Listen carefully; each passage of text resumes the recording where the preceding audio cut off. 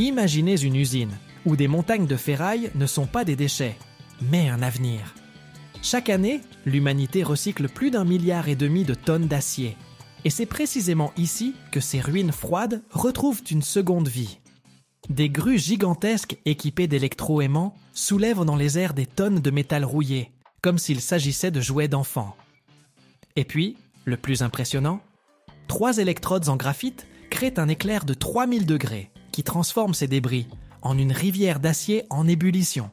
Ce n'est pas une simple production, c'est l'alchimie spectaculaire de l'industrie moderne. Et maintenant, vous allez assister à la naissance d'un véritable géant de métal.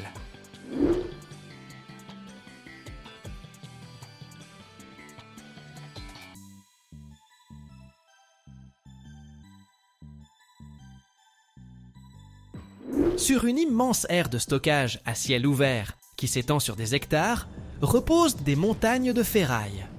C'est le cimetière de vieux navires, de wagons découpés, de poutres de construction et d'équipements industriels. Au-dessus de ces collines de métal planent de gigantesques ponts roulants. À la place d'un crochet, ils ont un énorme électroaimant, semblable à une soucoupe volante. Avec un bourdonnement, il descend sur un tas de ferraille, et dans un grincement métallique, des tonnes d'acier s'y collent.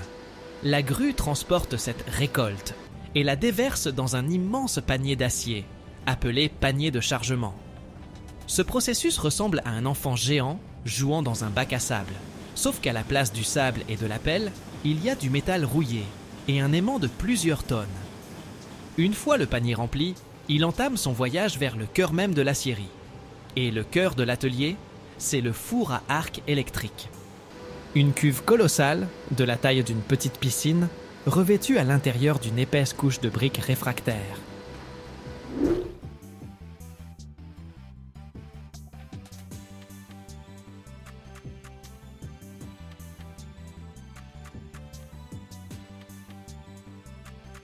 Au-dessus, pendent 3 imposantes colonnes de graphite, aussi épaisses que des troncs d'arbres centenaires. Ce sont les électrodes. La grue amène le panier de chargement jusqu'au four, son fond s'ouvre, et dans un vacarme assourdissant d'avalanches métalliques, des tonnes de ferraille froide s'abattent à l'intérieur. Le sol tremble sous l'impact, puis un couvercle massif referme le four. Les 3 électrodes géantes descendent lentement, jusqu'à se trouver à quelques centimètres de la surface du métal. Et à cet instant, l'opérateur enclenche le courant. Entre les extrémités des électrodes et le métal jaillit un arc électrique. Ce n'est pas une étincelle. C'est un éclair continu et aveuglant qui frappe avec une force incroyable. L'atelier est empli d'un rugissement profond et assourdissant, semblable au vacarme d'un avion à réaction au décollage. La lumière de l'arc est si intense qu'il est impossible de la regarder sans lunettes de protection spéciale.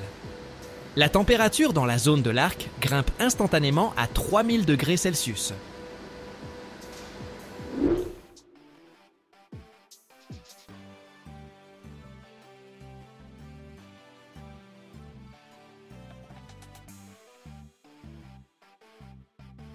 L'acier, même le plus épais, n'a aucune chance. Il commence à fondre, s'écoulant en filets comme la cire d'une bougie. En 1 heure ou 2, toute cette montagne de ferraille froide se transforme en un lac bouillonnant et éblouissant de métal liquide. À ce moment, on ajoute des additifs spéciaux dans le bain de fusion, des éléments d'alliage comme le manganèse, le chrome, le molybdène. C'est comme un grand chef qui ajoute des épices à son plat pour obtenir le goût parfait, c'est-à-dire la résistance et la ductilité idéale de l'acier pour notre encre. Pendant que le métal fond, dans une autre partie de l'atelier, un travail non moins important et minutieux a lieu, la création du moule. On ne peut pas simplement verser 100 tonnes d'acier dans n'importe quoi. Le moule pour une encre est en soi une immense construction d'ingénierie. On le fabrique avec un sable spécial, mélangé à des résines liantes.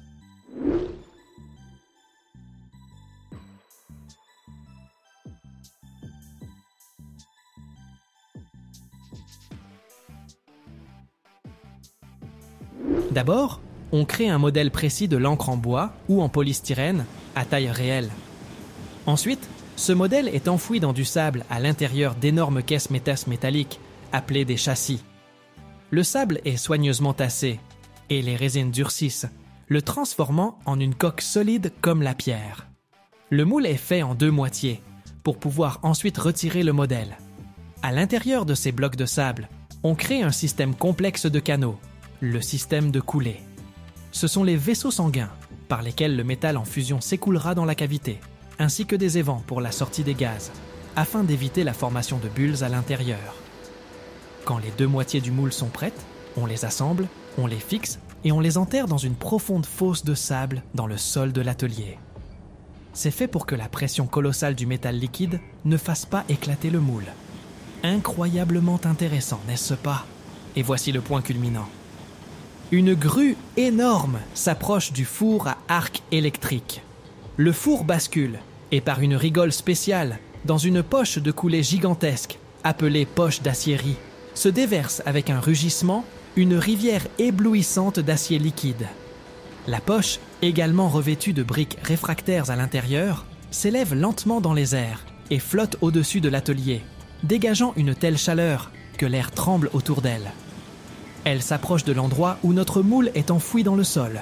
Un fondeur, dans une combinaison ignifugée argentée ressemblant à un scaphandre, ouvre l'obturateur au fond de la poche.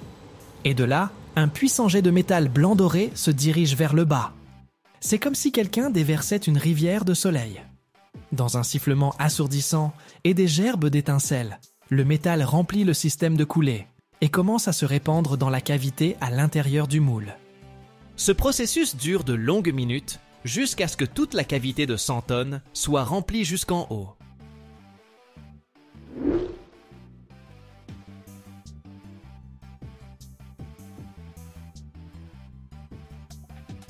Maintenant commence l'étape la plus longue et la plus calme, le refroidissement. L'énorme masse de métal, cachée sous terre, ne refroidira pas en heures ni en jours, mais en semaines. C'est un processus lent et contrôlé. Un refroidissement trop rapide créerait des tensions internes dans le métal, le rendant fragile. Pendant plusieurs semaines, le sol de l'atelier au-dessus du moule reste chaud. Et enfin, quand tout a refroidi, vient le moment de la naissance. Des grues soulèvent de la fosse un énorme bloc noir de sable et de métal solidifié. Des ouvriers, à l'aide de marteaux-piqueurs et de masses, commencent à briser le moule en sable. Dans un vacarme et des nuages de poussière, des morceaux de pierre de sable se détachent et de dessous apparaît progressivement notre encre. Elle n'est pas encore belle. Elle est noire, couverte d'une couche de calamine, et des restes de métal du système de coulée en dépassent de toutes parts.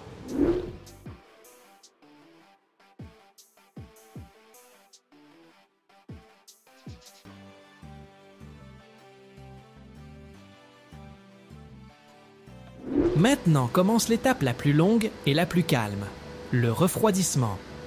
L'énorme masse de métal, cachée sous terre, ne refroidira pas en heures ni en jours, mais en semaines. C'est un processus lent et contrôlé. Un refroidissement trop rapide créerait des tensions internes dans le métal, le rendant fragile. Pendant plusieurs semaines, le sol de l'atelier au-dessus du moule reste chaud. Et enfin, quand tout a refroidi, vient le moment de la naissance. Des grues soulèvent de la fosse un énorme bloc noir de sable et de métal solidifié.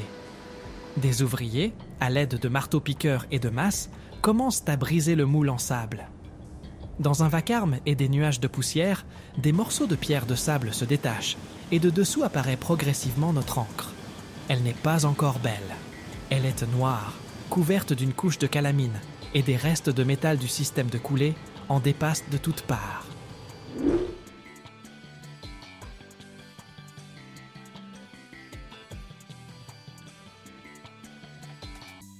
Sa surface est rugueuse comme du papier de verre. La finition commence. Des ouvriers, à l'aide de torches à plasma qui crachent des jets de feu éblouissants, coupent tout ce qui est superflu. Ensuite, avec d'énormes meuleuses, d'où jaillissent des gerbes d'étincelles, ils nettoient et lissent la surface. Chaque centimètre de l'encre est contrôlé par ultrasons pour s'assurer de l'absence de fissures internes. Et ce n'est qu'après ce long, chaud et bruyant parcours que naît le titan de métal parfait, lisse et incroyablement solide. Il est chargé sur une plateforme spéciale à plusieurs roues et il sort lentement des portes de l'usine, prêt à commencer son service au fond de l'océan. Maintenant silencieusement en place, l'une des plus grandes créations des mains de l'homme.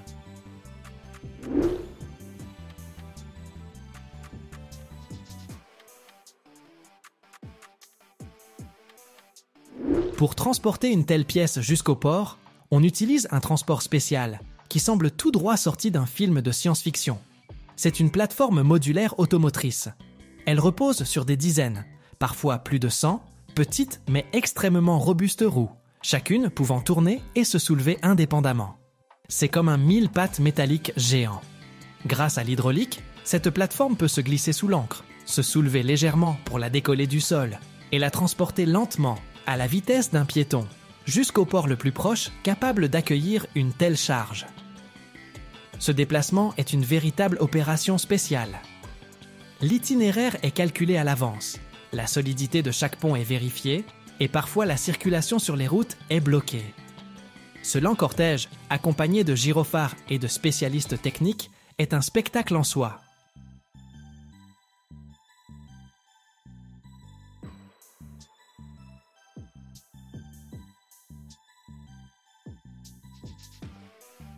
Chaque année, on démantèle plus de 30 000 vieux locomotives et wagons aux 4 coins du monde. Mais attention, ce n'est pas juste un simple démontage. C'est littéralement une seconde vie pour des milliers de tonnes de métal et des centaines de pièces. Imagine des grues capables de soulever plus de 100 tonnes et des hangars longs d'1 kilomètre ou plus, où des trains attendent leur tour pour être mis en pièces. Le plus fou, le métal récupéré sert à fabriquer de nouvelles voitures, des bâtiments et même de l'électroménager. Comment ces mastodontes cassés finissent-ils par faire partie de notre quotidien?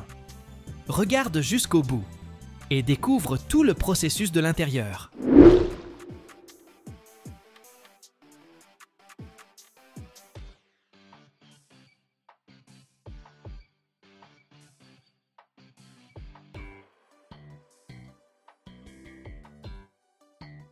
As-tu déjà vu renaître quelque chose qui semblait complètement hors d'usage?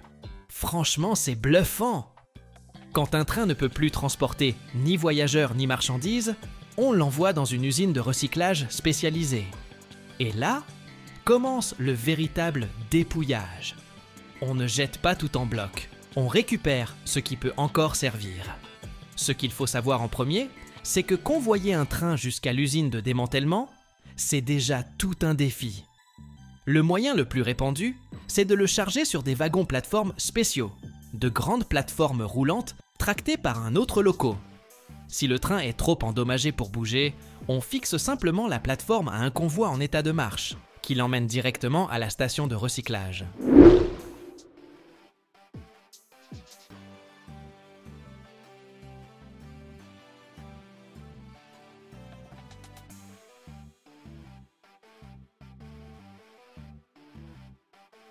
Si l'endroit de destination est trop éloigné de la ligne de chemin de fer, ou si l'on ne peut pas utiliser le rail, on fait appel à des véhicules de transport spéciaux, capables de supporter tout le train d'un coup.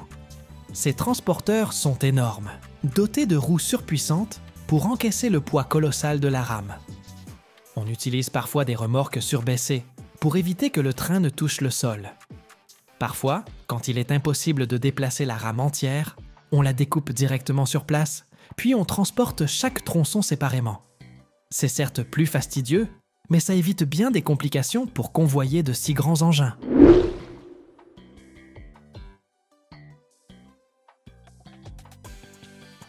Locomotives et wagons regorgent de composants, moteurs, transmissions, systèmes électriques et même l'habillage intérieur.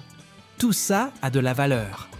Tu savais que les pièces métalliques des trains peuvent être refondues et réutilisées pour fabriquer d'autres infrastructures ferroviaires, voire pour la construction de bâtiments? Mais avant d'en arriver là, il faut tout démonter, du plus gros élément, la caisse ou les roues, aux plus petits détails, comme les lampes ou les tablettes. Les hangars de démantèlement sont souvent immenses, couvrant parfois plusieurs milliers de mètres carrés. Et la machinerie utilisée sur place réclame un vaste espace pour manœuvrer, que ce soit pour soulever une locomotive complète ou de grands tronçons de wagons.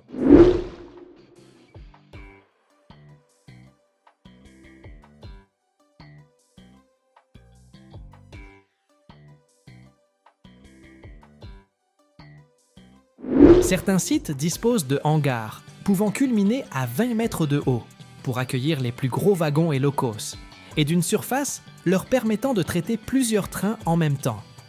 Souvent, il y a aussi de grandes aires extérieures, où les trains attendent leur tour. Ces zones sont recouvertes d'un revêtement spécial, pour prévenir la pollution et garantir la sécurité des ouvriers. Imagine, il faut bien une centaine de mètres pour démonter un seul train en toute sécurité. Donc, certains sites s'étendent sur plus d'1 kilomètre de long.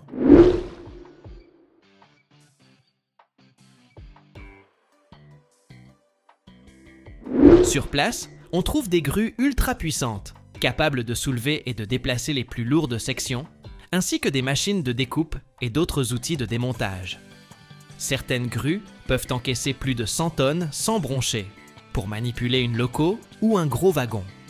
Il existe aussi des zones dédiées au tri des métaux, à la récupération des déchets et à la préparation du recyclage. On y retire d'abord les matières dangereuses, comme les huiles ou le carburant, avant de s'attaquer au démontage en lui-même.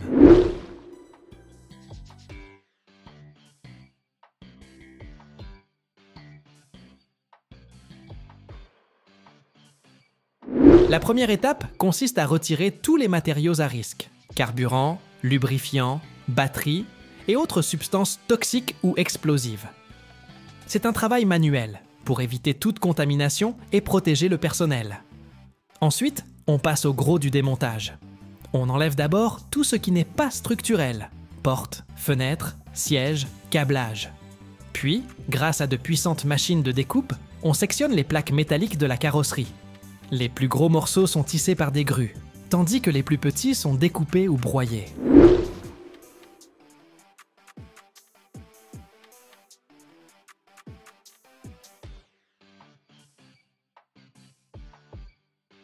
Les locomotives, plus massives, se démontent par étapes. On retire d'abord les composants électriques, les systèmes pneumatiques, les roues, et toute pièce pouvant être réparée ou réutilisée. Ensuite seulement, on découpe la structure métallique avec des chalumeaux et des scies capables de trancher de l'acier bien épais.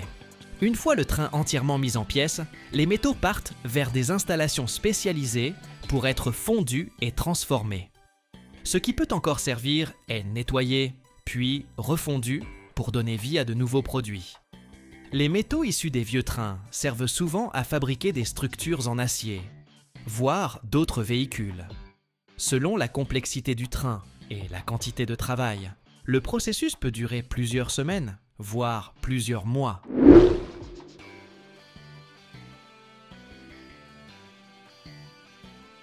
Toutes les pièces métalliques, des roues jusqu'aux caisses, sont envoyées dans des aciéries, où on les fait fondre pour créer de nouvelles pièces, voire de nouvelles rames.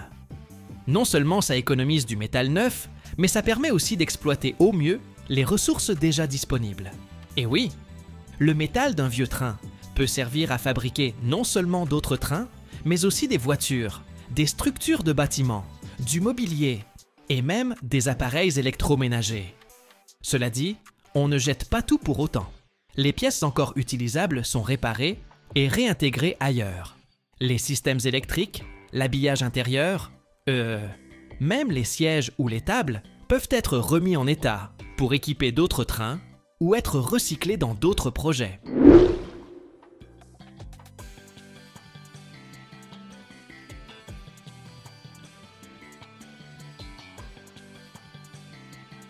Eh oui! Tu peux parfois retrouver des sièges de train réaménagés dans un aéroport, une gare ou même un hôtel. Quant aux moteurs, ils peuvent parfois servir de base à de nouvelles locomotives ou à des machines industrielles. Maintenant, parlons un peu d'écologie. Quel impact ce recyclage a-t-il sur la planète? Le démantèlement et la refonte des métaux représentent un moyen concret de préserver nos ressources naturelles. Chaque train recyclé, c'est moins de minerais à extraire de la terre. Et ça profite directement à l'environnement. Au lieu de puiser sans cesse dans de nouvelles ressources, on redonne une seconde vie aux matériaux existants. Ça réduit les coûts de production, limite la pollution et freine les émissions de gaz à effet de serre.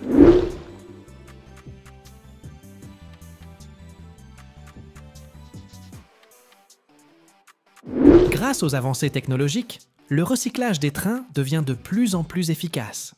On utilise aujourd'hui des méthodes ultra-modernes pour extraire rapidement les matériaux réutilisables et optimiser le démontage des vieilles machines. Par exemple, la robotique permet d'accélérer les opérations, d'améliorer la sécurité du personnel et de gagner en précision. C'est un sacré progrès et ce n'est pas près de s'arrêter. Alors, la prochaine fois que tu vois un vieux train rouillé dans un coin, souviens-toi, il finira peut-être transformé en voiture flambant neuve ou en structure métallique dans un bâtiment, prêt à commencer une nouvelle aventure.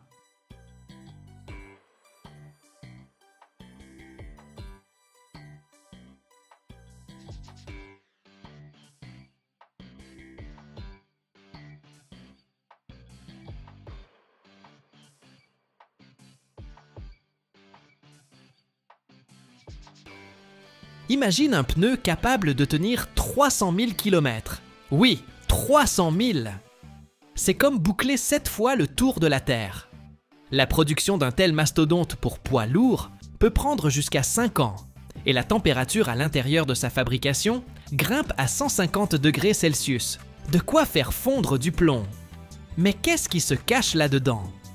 Un savant mélange de caoutchouc naturel, d'acier et d'ingrédients secrets que Michelin protège jalousement, comme la recette du meilleur croissant.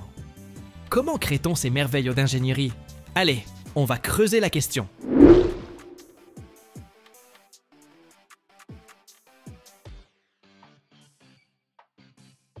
Tout commence par l'équipe d'ingénieurs et de designers, qui déterminent les priorités des pneus de nouvelle génération. Économie de carburant, longévité accrue ou meilleure grippe. Parfois, c'est un combo de tout ça. Ensuite, ils conçoivent des modèles informatiques pour simuler le comportement du pneu dans toutes sortes de conditions. Imagine un simulateur de course, mais à la place du pilote, tu as des formules, des données et de l'intelligence artificielle. Mais rentrons plus dans le détail. Le développement d'un nouveau pneu poids lourd Michelin s'étale entre 2 et 5 ans. D'abord, on étudie le marché et les besoins. Une fois la modélisation informatique finalisée, on produit les premiers prototypes physiques qu'on teste en labo et sur route. À ce stade, on peut créer des dizaines de versions avant de trouver la combinaison parfaite de matériaux, de sculptures et de structures. Si le pneu réussit les essais, on lance la production de masse, ce qui prend encore entre 6 et 12 mois pour régler les lignes de fabrication et valider le contrôle qualité. Résultat, du premier concept à la mise sur le marché, il peut s'écouler près de 5 ans.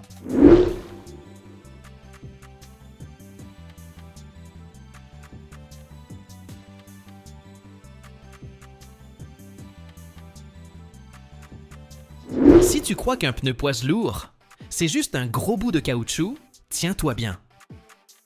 Il contient du caoutchouc naturel et synthétique, du noir de carbone, de la silice, une armature en acier ou en fibre textile, plus toute une série d'additifs chimiques.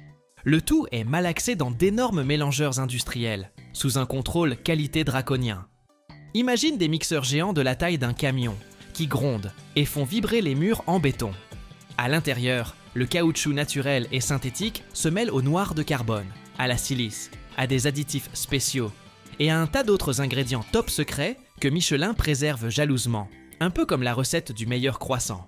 Le caoutchouc, fondu, se répand sur les parois, façon lave volcanique, tandis que de puissantes pales en acier mélangent le tout jusqu'à obtenir une masse homogène. La température atteint 150 degrés Celsius et la pression est si forte qu'elle pourrait comprimer une voiture à la taille d'une valise.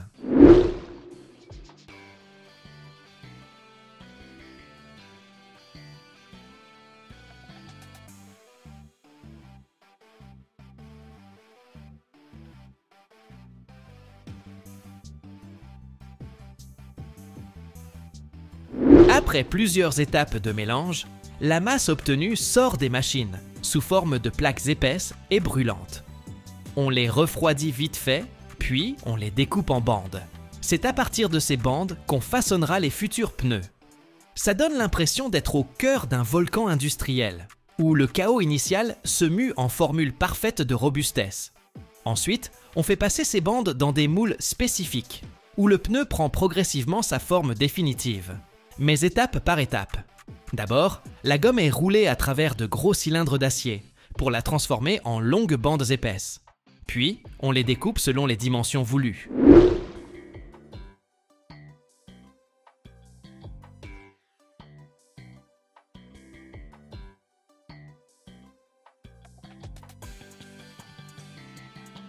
Avant que ces pièces en caoutchouc ne passent sous presse, on les superpose sur un tambour spécial. On ajoute la carcasse, métallique ou en fibre synthétique, pour renforcer le pneu, les flancs, la couche interne d'étanchéité. Ce n'est pas encore le produit final, plutôt une ébauche toute molle, sans sculpture. Un peu comme un donut pas cuit. Ensuite, cette ébauche file dans une presse géante, où elle est cuite sous plusieurs dizaines de bars, et à environ 170 degrés Celsius. À l'intérieur du moule, un relief vient s'imprimer dans la gomme, donnant naissance à la sculpture du pneu. Ce processus peut durer de 15 minutes à 1 heure selon la taille. Une fois démoulé et refroidi, le pneu passe au contrôle qualité.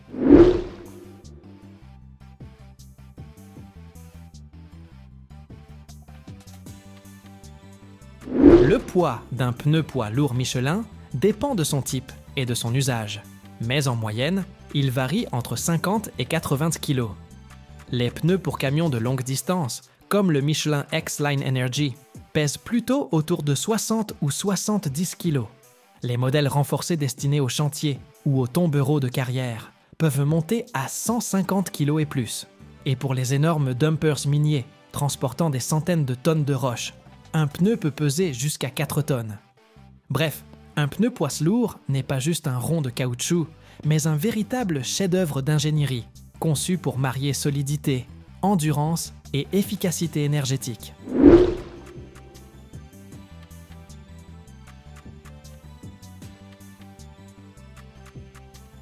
L'une des étapes les plus bluffantes, c'est le contrôle qualité.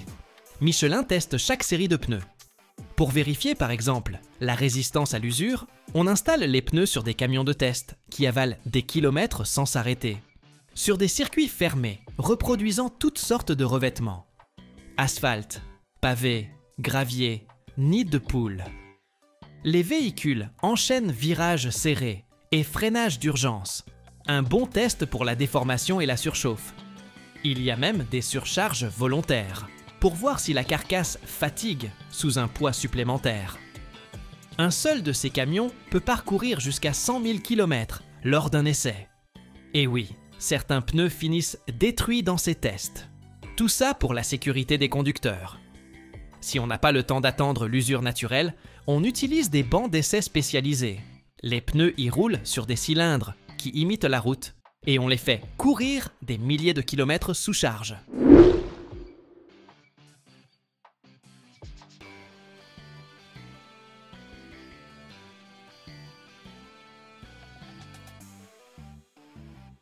Certaines gammes de pneus Michelin destinés au transport longue distance, comme la X-Line Energy, peuvent rouler jusqu'à 300 000 km avant le premier changement.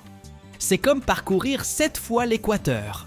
Environ 80% des pneus usés peuvent être rechappés avec une nouvelle bande de roulement, prolongeant leur durée de vie de 100 ou 150 000 km.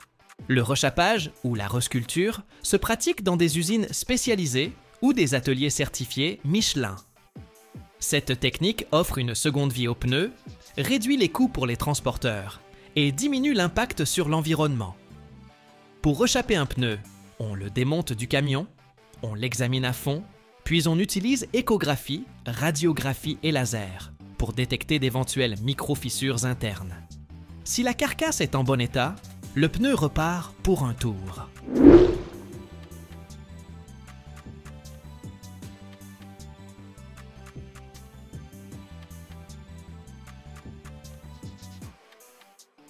Des pneus Michelin bien choisis et correctement gonflés permettent de baisser la consommation de carburant de 3 à 5%. Si un camion consomme 30 litres de diesel au 100 km, on peut économiser jusqu'à 4500 litres sur 300 000 km, rien qu'avec les pneus. Pour une flotte de 100 camions, cela peut représenter des économies de carburant se chiffrant en millions d'euros par an. Moins de carburant, c'est aussi moins d'émissions de CO2. Les grandes flottes peuvent ainsi réduire leur rejet de plusieurs milliers de tonnes chaque année, ce qui fait du bien à la planète et répond aux normes environnementales en vigueur.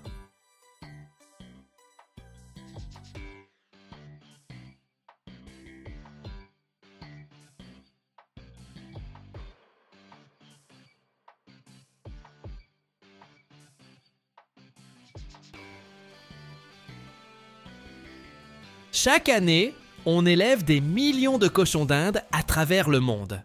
Et pas seulement comme animaux de compagnie, mais comme bétail. Imagine un instant, plus de 10 000 petites boules de poils qui se déplacent toutes ensemble vers la mangeoire, créant une vague blanche, brune et rousse. Incroyable, non? Leur viande est considérée comme un mets raffiné en Amérique du Sud. Et les fermes modernes sont automatisées jusque dans les moindres détails. Mais comment élève-t-on, nourrit-on et gère-t-on des milliers de cochons d'Inde? Allez, plongeons dans cet univers fascinant.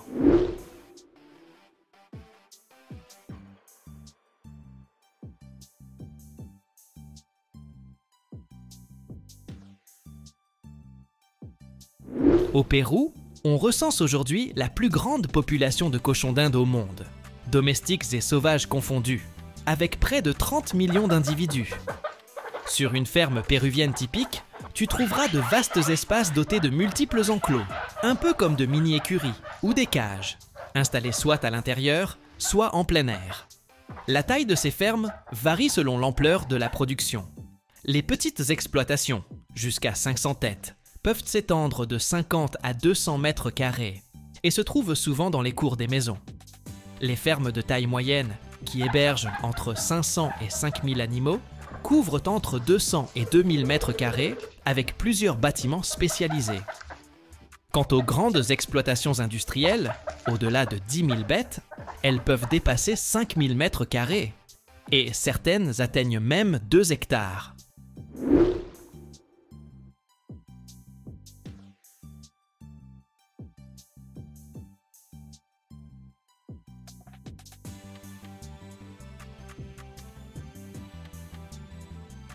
Sur ces grandes fermes industrielles, l'objectif numéro 1, c'est la viande. La fourrure et les peaux, c'est plutôt anecdotique. Leur pelage n'est pas aussi recherché que celui du vison ou du lapin. Mais dans certaines régions, on l'utilise pour l'artisanat, par exemple pour confectionner des souvenirs. Par ailleurs, ces petites bêtes servent aussi à la recherche en laboratoire. Malgré tout, la priorité reste la viande. Au Pérou, en Équateur, en Colombie ou en Bolivie, le cochon d'Inde est un plat traditionnel, réputé pour sa chair diététique, riche en protéines et pauvre en gras. Sur une ferme industrielle, on utilise des installations spécialement aménagées pour offrir des conditions idéales aux animaux. L'élément central, ce sont les bâtiments fermés, pavillons ou hangars, qui protègent les cochons d'Inde de la pluie, du vent et des brusques changements de température. À l'intérieur, on installe des rayonnages ou des cages en bois, en béton ou en plastique, chacune pouvant accueillir de 5 à 20 individus selon l'âge et le rôle dans l'élevage.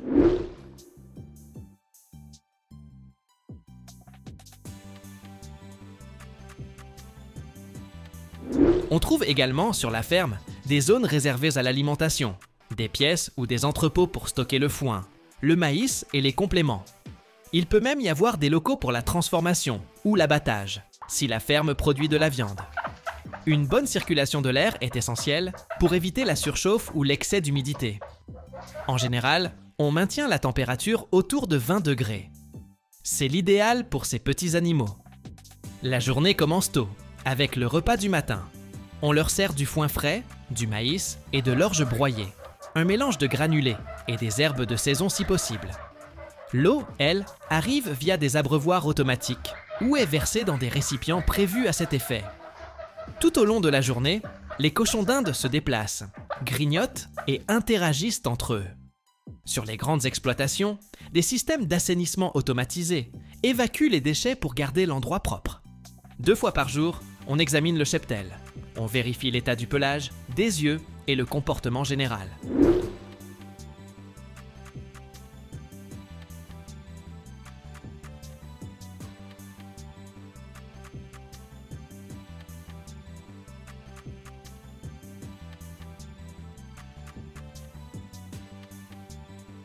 Dans l'après-midi, ils reçoivent une seconde ration, souvent plus légère, davantage de verdure, moins de céréales. Vers le soir, leur activité diminue. L'éclairage est souvent géré de manière artificielle pour reproduire la durée du jour. Quand il est l'heure de dormir, ils se blottissent dans leur cage ou leurs abris, créant un petit cocon même dans un environnement industriel. La reproduction est étroitement contrôlée pour assurer un cheptel stable. Les éleveurs sélectionnent les individus les plus sains et les plus productifs. Un poids correct, entre 700 et 1200 grammes. Une ossature robuste, un pelage brillant et aucun défaut congénital. Les cochons d'Inde étant polygames, on compte généralement un mâle pour 4 à 6 femelles. Ils sont choisis vers 3 ou 4 mois et doivent être en parfaite santé.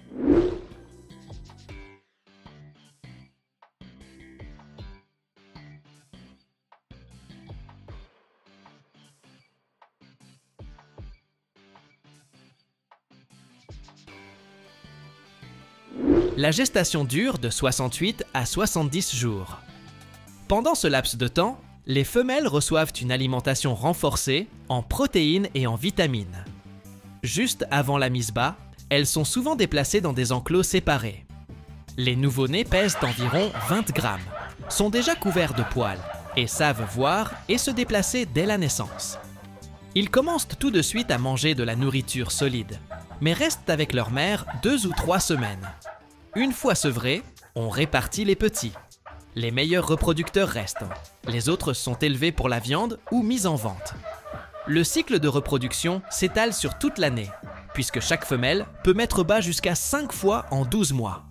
Dans de vastes enclos, des milliers de cochons d'Inde se mettent en mouvement dès qu'ils entendent le bruit des mangeoires.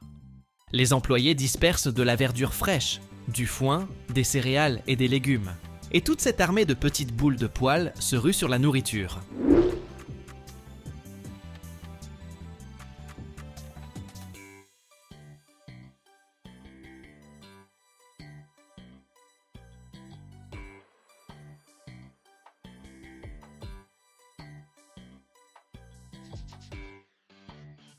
Le spectacle est encore plus impressionnant sur les aires extérieures. On dirait une vague de fourrure brune, blanche et rousse qui déferle sur la ferme. Et quand ils reçoivent des fruits ou des légumes bien juteux, on entend leurs petits cris aigus et ce bruissement caractéristique. Ils sont incroyablement expressifs pendant le repas. Sur les fermes modernes, des systèmes automatiques déposent de la nourriture dans des bacs spéciaux, coordonnant le mouvement de milliers de bêtes affamées autour des mangeoires. Pour quelqu'un qui voit ça pour la première fois, c'est un vrai spectacle. Dans l'élevage industriel de cochons d'Inde, l'hygiène est d'une importance capitale. Non seulement pour la santé des animaux, mais aussi pour garantir une production rentable. Les éleveurs utilisent des méthodes de nettoyage précises pour assurer le confort des bêtes et prévenir la propagation de maladies.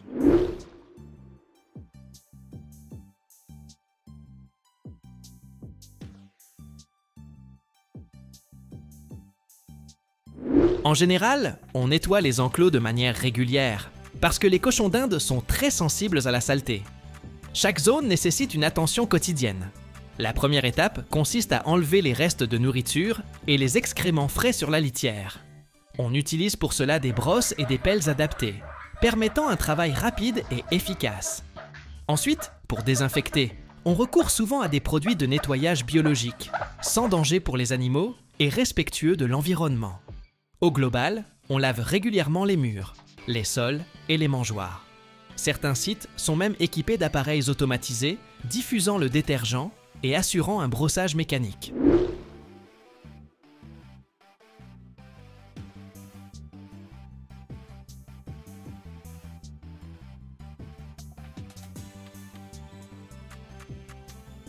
Quant à la litière, on la renouvelle tous les jours ou tous les 2 jours, selon la taille de l'enclos et le nombre d'animaux.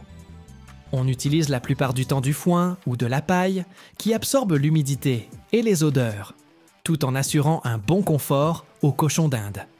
Une litière propre réduit nettement le risque d'infection. Pour maintenir un haut niveau d'hygiène, on traite régulièrement toutes les surfaces avec des désinfectants capables d'éliminer bactéries, virus et champignons. Toutes ces procédures sont répétées en continu, au moins une fois par semaine. Et voilà comment on parvient à offrir un cadre sain à ces petites boules de poils, même en production industrielle.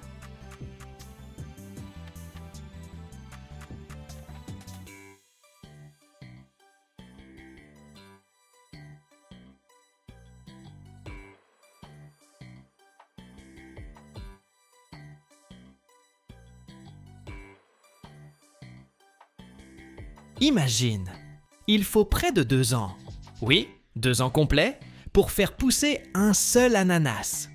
Et ensuite, à peine 30 secondes pour l'éplucher et le découper en morceaux parfaits. Chaque jour, dans les plus grandes usines du monde, on traite des centaines de tonnes d'ananas.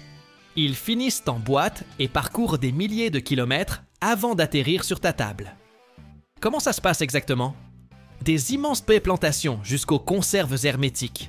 Allons jeter un coup d'œil dans les coulisses d'une industrie qui tourne comme une horloge parfaitement huilée. Les ananas poussent sur de petits buissons et ils mettent entre 18 et 24 mois pour arriver à maturité après leur mise en terre. On les cultive généralement sur d'immenses plantations couvrant plusieurs milliers d'hectares. Les producteurs plantent les ananas en rang bien alignés avec des techniques de soins spécifiques. Un système d'irrigation maintient le sol humide, tandis que les engrais minéraux stimulent la croissance. Contre les nuisibles, on utilise des méthodes naturelles ou chimiques selon la région et les normes locales. La mise en place est assez exigeante. Chaque jeune plant doit être correctement positionné dans la terre. On désherbe et on ameublit le sol, parfois en utilisant un film de paillage pour conserver l'humidité et lutter contre les mauvaises herbes. Les ananas ne poussent pas à partir de graines, mais plutôt depuis la couronne du fruit ou des rejets latéraux, que les cultivateurs coupent puis laissent sécher un peu avant de les replanter. Les ouvriers placent ces boutures à la main dans le sol, en gardant un espace d'environ 25 à 50 cm entre chaque plant, selon la variété et la méthode de culture. La récolte de l'ananas. C'est un boulot à la fois complexe et physique. Les fruits ne mûrissent pas tous en même temps, alors les agriculteurs évaluent leur maturité en observant leur couleur et leur taille. La cueillette se fait à la main, protégée par des gants spéciaux et des vêtements couvrants. Les travailleurs utilisent des couteaux ou des machettes pour couper le fruit. Un ouvrier expérimenté peut ramasser jusqu'à 3 tonnes d'ananas par jour. Les fruits sont immédiatement triés par taille et par qualité. Ceux qui partent en conserve doivent être parfaitement mûrs, mais pas trop avancés. Dès la fin de la cueillette, on expédie les ananas vers les usines dans les 24 heures, histoire de conserver toute leur saveur et leur fraîcheur. Allez, voyons maintenant ce qui leur arrive ensuite. Les ananas sont chargés dans de grands bacs en plastique ou des conteneurs, puis transportés par camion ou tracteur jusqu'à l'usine de transformation la plus proche. Dans les régions chaudes, les véhicules sont souvent équipés d'un système de ventilation pour éviter que les fruits ne s'abîment. Une fois arrivés, les ananas passent immédiatement au lavage et à la découpe.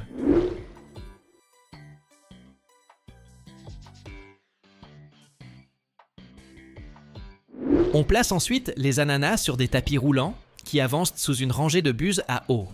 Sous une pression pouvant atteindre 10 bars, l'eau élimine la terre, les résidus et les insectes. Certaines usines utilisent un bain savonneux ou légèrement chloré pour la désinfection, avant de tout rincer à l'eau filtrée. Tout ça dure à peine 30 secondes. Et hop, voilà nos ananas tout propres qui continuent leur route. Des bras mécaniques, équipés de lames ultra affûtées, font en une seconde ce qu'un humain mettrait plusieurs minutes à accomplir. Les couteaux automatisés enlèvent l'épaisse peau piquante d'un geste rapide, ne laissant que la chair juteuse. Des machines spéciales extraient le cœur dur de l'ananas en l'éjectant comme un bouchon. Puis le fruit est découpé en rondelles, en cubes ou en morceaux. la cadence peut grimper jusqu'à 200 tranches par minute. Pour la mise en conserve, la précision est cruciale. Des capteurs informatiques contrôlent la taille et l'épaisseur des morceaux afin d'obtenir un format uniforme. Au bout de cette étape, l'ananas n'a plus son écorce piquante. Juste une pulpe tendre, ultra succulente, prête pour la conserve.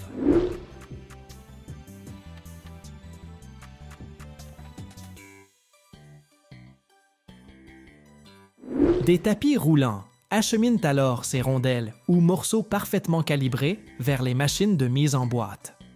Pendant ce temps, d'autres lignes s'occupent d'approvisionner en boîtes métalliques ou bocaux en verre, synchronisés avec le flux de fruits. Des robots ou des pousseurs mécaniques répartissent délicatement la portion exacte dans chaque récipient. Certaines installations utilisent même des vibrations pour tasser les ananas et réduire les espaces vides. On y ajoute ensuite un liquide, sirop sucré, jus d'ananas ou simplement de l'eau, selon le type de produit. Souvent, ce sirop est porté à une température comprise entre 70 et 90 degrés pour éliminer les bactéries et faciliter la fermeture hermétique. Des systèmes à vide chassent les bulles d'air, permettant au sirop de se répartir uniformément entre les fruits. Les boîtes sont alors dirigées vers le poste de sertissage, où des dispositifs rapides posent et verrouillent les couvercles métalliques, en créant un vide hermétique. Pour les bocaux en verre, on utilise la technique de scellage thermique, avec un joint plastique ou caoutchouc qui se soude parfaitement.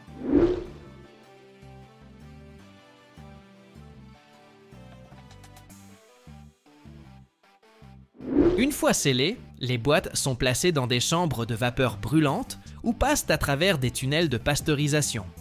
La température peut grimper jusqu'à 121 degrés Celsius et le traitement dure entre 5 et 20 minutes.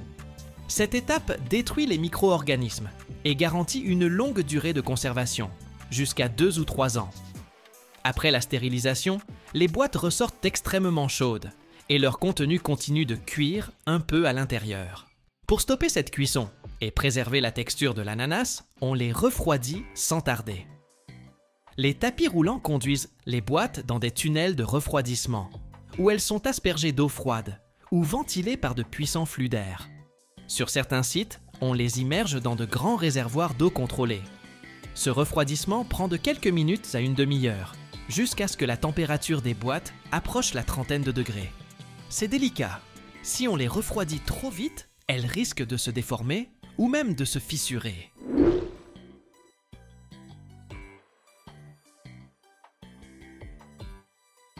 Une fois bien refroidies, les boîtes s'apprêtent enfin à revêtir leur style commercial. Elles avancent sur des lignes automatiques où des capteurs vérifient forme et dimension. Des bobines d'étiquettes défilent à toute vitesse et des bras robotisés les appliquent avec précision. Pour les boîtes métalliques, on utilise un adhésif ou un système de thermocollage. Pour le verre, des étiquettes en papier ou en plastique. On imprime ensuite la date de fabrication, la durée de conservation et le numéro de lot, parfois au laser, parfois à l'encre. Si une boîte a une étiquette mal posée ou ne répond pas aux normes, elle est aussitôt mise de côté. Dernière étape avant l'expédition, l'emballage collectif. Les boîtes sont regroupées dans de grands bacs en plastique ou des cartons, généralement par 6, 12 ou 24. Elles traversent des machines d'emballage automatiques qui les enserrent dans un film transparent, bien serré. Les lots volumineux sont empilés sur des palettes en bois, puis enveloppés d'une autre couche de film pour les stabiliser pendant le transport.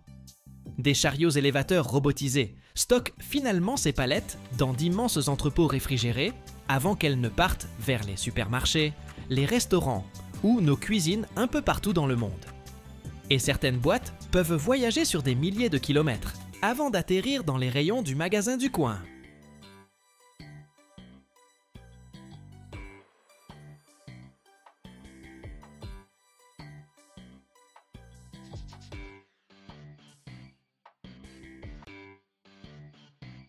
Chaque année, la production mondiale d'insectes comestibles augmente de plusieurs milliards de tonnes.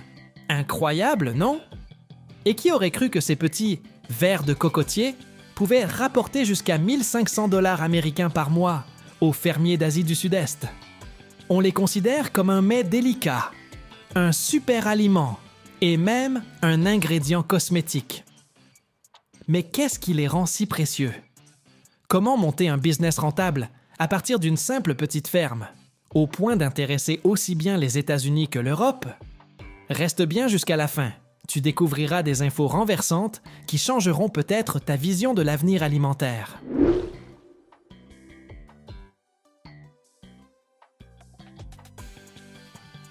L'élevage des vers de cocotiers est devenu un vrai filon pour les fermiers d'Asie du Sud-Est. Curieux de connaître leurs secrets pour gagner autant de fric grâce à ces petites bestioles. Allez, on plonge direct dans le sujet et on voit ce qu'on peut en apprendre. Les larves de la famille des charançons, surnommées vers de cocotiers, se nichent dans les cavités des palmiers, comme les cocotiers. Elles ont un corps blanc ivoire, tout mou, d'environ 2,5 à 5 cm de long.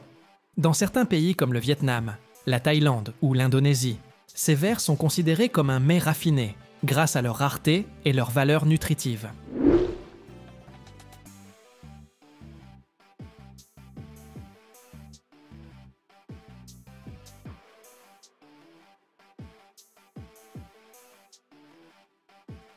Pour les élever efficacement, les fermiers ont mis au point des méthodes qui imitent l'environnement naturel de ces insectes. Au lieu d'utiliser de vrais troncs infestés, ils se servent de bûches de bois tendre, traitées pour éviter les maladies, ou de troncs coupés, placés ensuite dans des conteneurs d'élevage. On enrichit le sol avec du paillis et des fibres de coco, offrant aux vers une base nutritive. On ajoute aussi de la tourbe de coco, extraite de la coque, pour conserver l'humidité. Il faut que le sol draine bien, tout en restant suffisamment humide pour soutenir la croissance. En gros, on recrée l'intérieur d'un tronc de cocotier. Certains agriculteurs y ajoutent même du fumier ou des engrais organiques pour booster les nutriments. Et on veille à maintenir un pH neutre.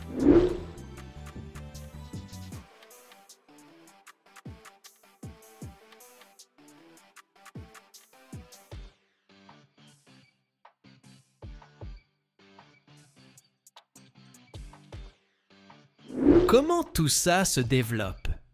D'abord, on introduit les charançons adultes dans le substrat.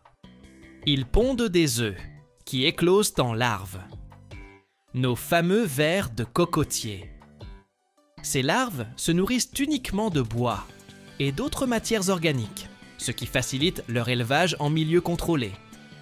L'important, c'est que le bois ne s'assèche pas trop vite ni ne pourrisse à toute allure.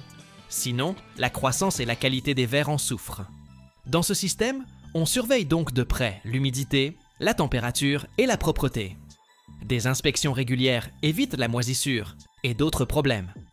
Pour des vers top qualité, on remplace rapidement le bois abîmé. Après une trentaine à une quarantaine de jours, ils atteignent la taille idéale pour la récolte. Les plus gros, bien dodus et juteux, sont parfaits pour la vente ou la transformation. On les ramasse en douceur, afin de préserver l'hygiène du milieu et de ne pas abîmer les vers, car leur état final dépend de ces précautions.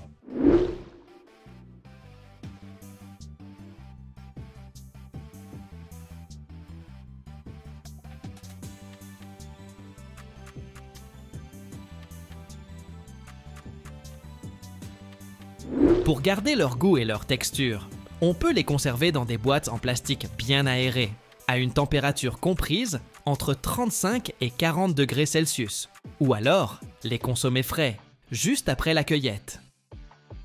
Certains fermiers choisissent de prolonger leur croissance après la récolte, pour les vendre plus cher plus tard. En Asie du Sud-Est, le kilo de vers de cocotier se négocie entre 10 et 12 dollars américains, selon l'offre et la demande.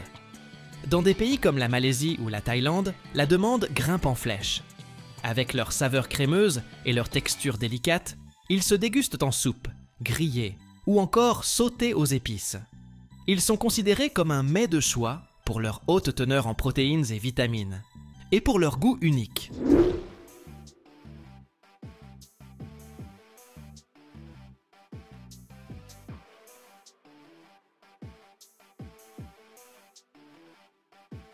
Se spécialiser dans l'élevage de ces vers devient de plus en plus populaire et offre aux fermiers une source de revenus stable et lucrative.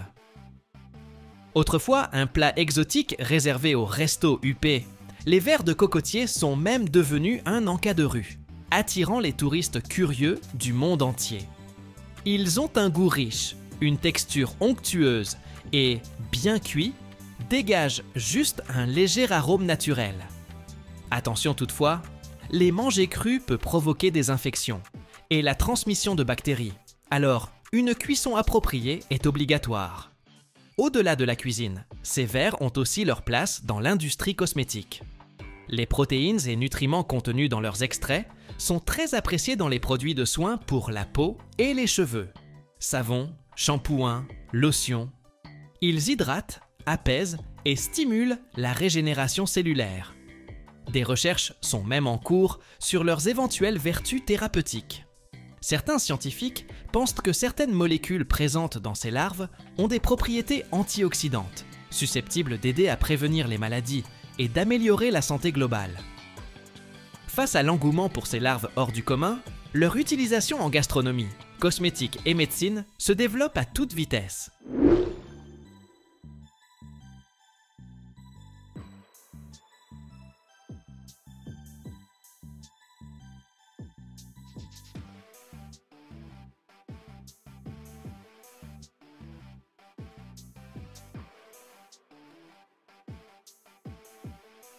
Dans pas mal de pays, on voit désormais l'élevage de ces vers comme une occasion en or. Sur de petites fermes rurales au Vietnam, on peut gagner jusqu'à 1 500 $ américains par mois. C'est loin d'être négligeable. La Thaïlande n'est pas en reste. À Bangkok, un plat de vers peut coûter entre 5 et 10 $, attirant locaux et touristes en quête de découvertes originales. L'industrie des insectes comestibles explose, bien au-delà de l'Asie. Selon les prévisions, d'ici à 2030, le marché mondial atteindra 9,6 milliards de dollars américains. Les vers de cocotier commencent même à se faire connaître aux États-Unis et en Europe comme source de protéines éco-responsables. Certaines entreprises, en quête de solutions plus vertes, envisagent de les transformer en poudre protéinée ou en snack. D'ailleurs, leur élevage peut être durable. Il nécessite moins d'eau, de superficie et de nourriture que l'élevage traditionnel.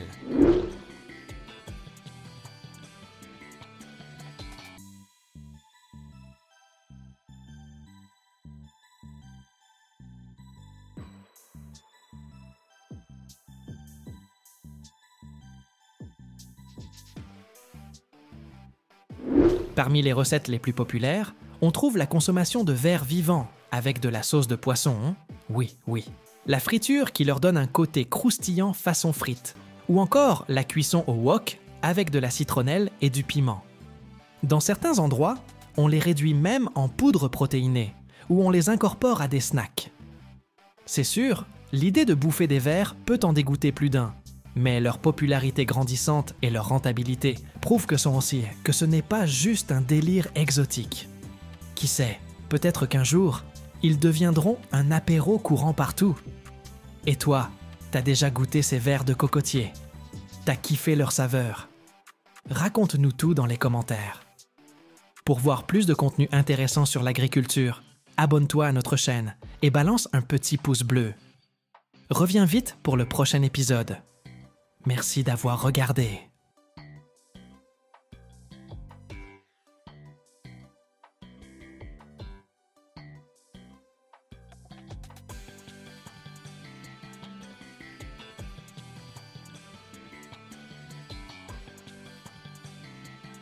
Imagine un peu, plus de 95 milliards de dollars, rien qu'en Asie. C'est la valeur ahurissante du marché dédié aux pigeons élevés pour leur viande. Chaque minute, partout dans le monde, des milliers de ces oiseaux sont élevés, vendus et transformés.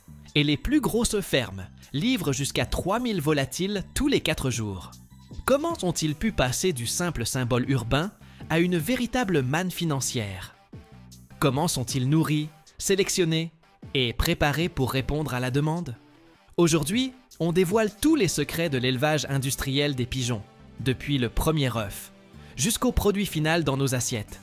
Et crois-moi, tu vas être surpris.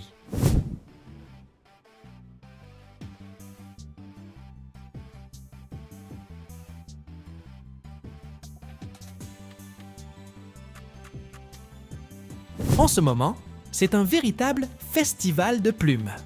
On recense plus de 500 espèces de pigeons sauvages et plus de 175 races domestiques qui vivent aux côtés des humains. Leur population est présente sur tous les continents, des zones tropicales brûlantes jusqu'aux régions tempérées. Grâce à cette diversité, on les apprécie depuis toujours pour leur intelligence et leurs incroyables atouts, transformant les pigeons en une source d'opportunités précieuses. La plupart sont élevés pour le sport ou pour leur viande.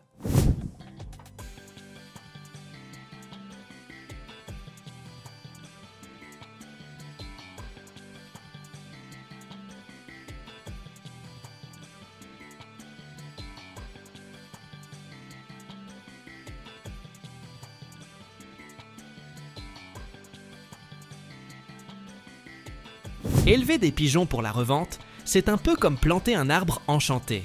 Au début, tu n'as pas besoin d'un gros investissement, mais les rendements peuvent être très généreux. Résultat, de nombreux gens à travers le monde se lancent dans cette activité et en font un véritable revenu. Dans la vaste région Asie-Pacifique, le secteur de l'élevage de pigeons à viande a même atteint la barre colossale de 95 milliards de dollars en 2023. Là-bas, le commerce du pigeon ne se contente pas d'améliorer le niveau de vie des familles. Il contribue aussi au développement durable de l'agriculture.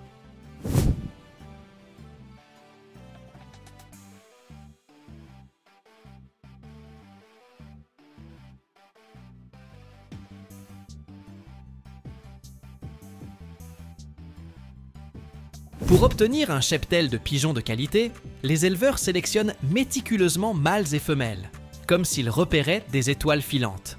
Aucune imperfection, un plumage lisse et brillant, et pas la moindre trace de maladie. Il leur faut une forme optimale, un regard vif et la capacité de pondre de nombreux œufs, avec une reproduction efficace. Les pigeons d'origine gauloise sont très prisés. Ils grandissent à la vitesse de l'éclair, sont super fertiles et s'adaptent sans problème aux climats orientaux, comme s'ils changèrent de tenue d'un coup de baguette magique. Du coup, la plupart des éleveurs privilégient un élevage en intérieur, plus simple pour le suivi quotidien, les soins et la prévention des maladies.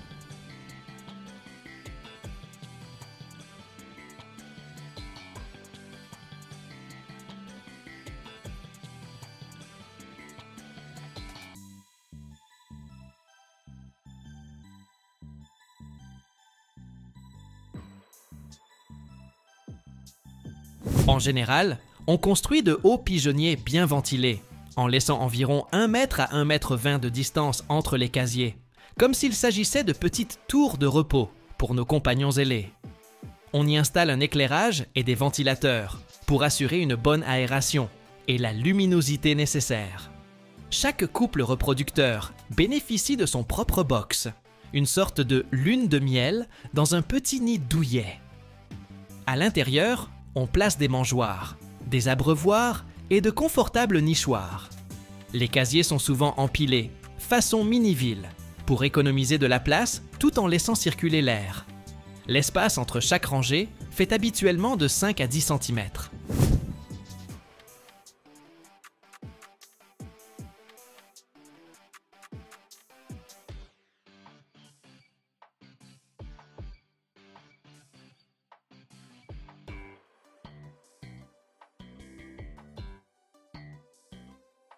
Le secret d'un bon élevage de pigeons réside dans la qualité de leur alimentation. Chaque jour, les fermiers préparent un mélange spécial de graines, maïs, haricots mango, etc., pour leur concocter un festin nutritif. Chaque ingrédient est pesé avec précision, puis passé au mélangeur. Ensuite, les éleveurs transportent cette préparation jusqu'au pigeonnier et la versent dans les mangeoires, avec le plus grand soin. Lorsqu'ils se déplacent dans les allées, ils poussent un chariot, comme s'ils transportaient leur propre fortune, et distribuent le grain à chaque arrêt, laissant aux oiseaux le temps de picorer tranquillement. Les pigeons se ruent alors autour des mangeoires, un peu comme des fans en délire autour de leur idole. Cette organisation bien rodée assure à la volée une alimentation régulière et un bon état de santé.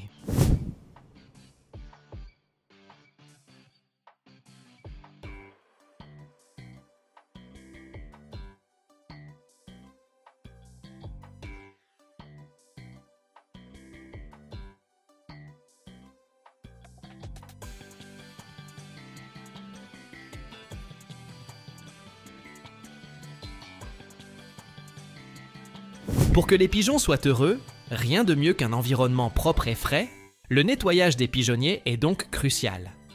Pendant les mois les plus chauds, les éleveurs transforment les bâtiments en véritables palais de la propreté, en récurant tous les recoins au quotidien. En hiver, le rythme ralentit un peu, histoire de souffler. Mais maintenir la propreté reste indispensable pour protéger les oisillons, dont le système immunitaire est encore fragile, surtout durant leur croissance rapide. Un nettoyage régulier et un espace bien entretenu jouent le rôle d'une douche salvatrice pour ces oiseaux, leur permettant de rester robustes et en pleine forme.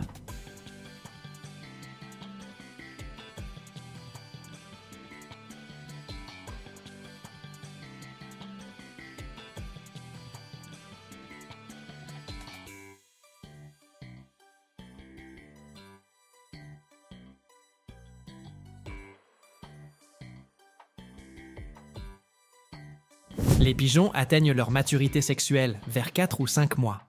À ce stade, les femelles commencent à pondre, comme si elles déposèrent de précieuses perles dans le nid. Cela dit, la ponte est modeste, généralement 1 ou 2 œufs par couvée, un peu comme un petit encas. Sur les grandes exploitations, même ces petites quantités se multiplient vite par milliers chaque jour. Une sorte de chasse au trésor où chaque œuf est un joyau rare. À cause de cette production limitée, les œufs de pigeons valent très cher, parfois 10 fois plus que ceux de poules. Et ils sont surtout destinés à l'incubation. D'ordinaire, un élevage peut compter 8 à 9 cycles de reproduction par an, un véritable balai ininterrompu de soins et d'attention.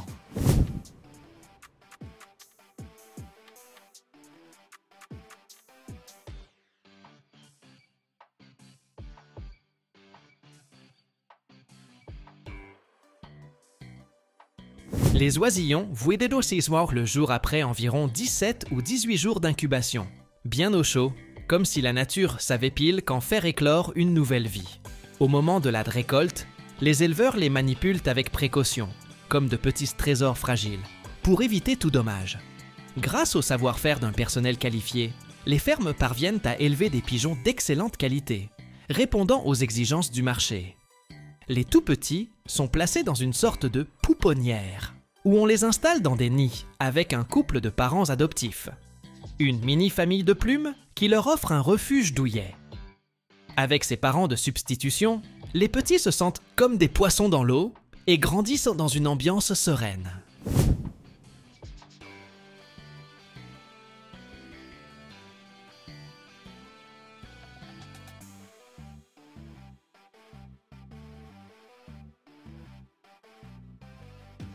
Les femelles nourrissent leurs petits avec une substance spéciale, le fameux lait de jabot, un peu comme un repas maison servi directement à la source. Peu à peu, on leur fait découvrir d'autres aliments, un peu comme s'ils se faisaient de nouveaux copains, pleins d'histoires à raconter. D'habitude, les pigeonneaux atteignent leur maturité vers le 26e jour.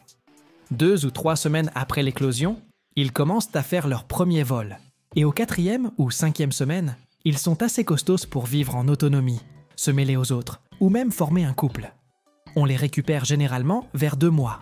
Les fermiers les vendent souvent à des grossistes ou à des restos spécialisés dans la viande de pigeons. La Chine est l'un des plus gros producteurs mondiaux. Environ 9 millions de pigeons y sont élevés. Beaucoup de grandes fermes se trouvent à Canton, Shenzhen ou Henan et fonctionnent comme une horloge, livrant des jeunes pigeons tous les 4 jours pour optimiser leur récolte. Lors de chaque expédition, quelques 3000 oiseaux sont mis en vente, avec un tri sévère pour répondre aux standards du marché.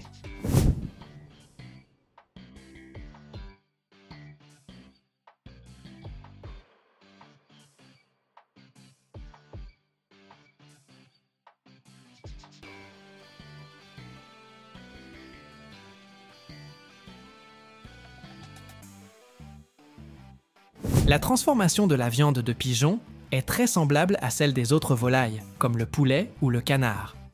Des lignes de production modernes s'occupent de tout: saignée, plumaison, éviscération et lavage.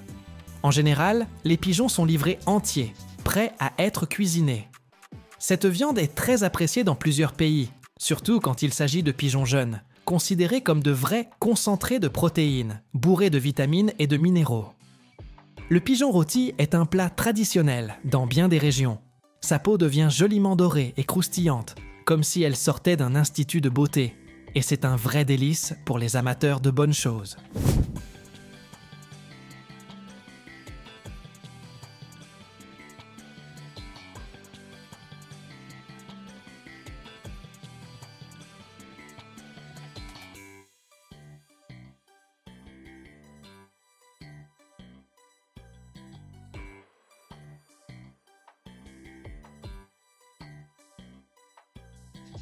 En Floride, sous le soleil, on considère les pigeons comme de petites pierres précieuses grâce à leur plumage coloré.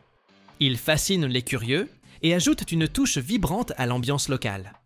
Les spécialistes de l'élevage portent une grande attention au dressage pour que ces volatiles puissent parcourir de longues distances et toujours retrouver leur point de départ. On les compare parfois à de véritables avions à plumes.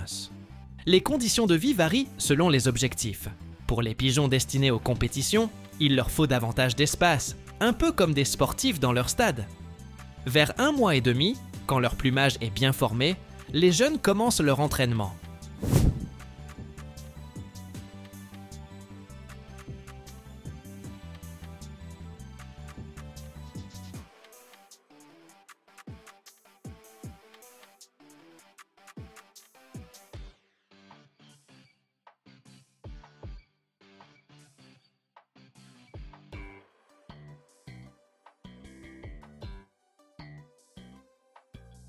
Dans certains pays comme les Pays-Bas, l'Angleterre ou les États-Unis, on élève aussi des pigeons pour la compétition.